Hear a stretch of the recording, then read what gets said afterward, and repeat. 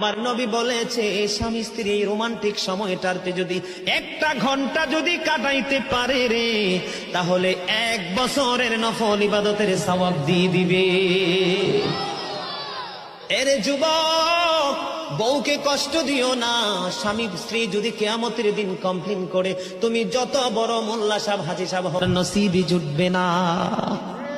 আমি আমার মা আমার বোনদেরকে বলতে চাই, কখনো স্বামীর কলিজায় আঘাত দিও না, কারণ স্বামীর কলিজায় আঘাত দিলে তোমার জীবনে জান্নাত জুটবে না। বন্ধুরে আমার, আমি আমার নবীর জীবন থেকে যদি আপনাদেরকে আরেকটা এক্সাম্পল দেই বন্ধু, এখন আমি আমাদের দেশে স্বামী স্ত্রীর মধ্যে গলদ আছে না নাই? বর্তমান সমাজের যুবক যুবতী, নববধূ নবদম্পতি যারা স্বামী স্ত্রী, তাদের মধ্যে ম্যাক্সিমামই কলহ আছে না নাই?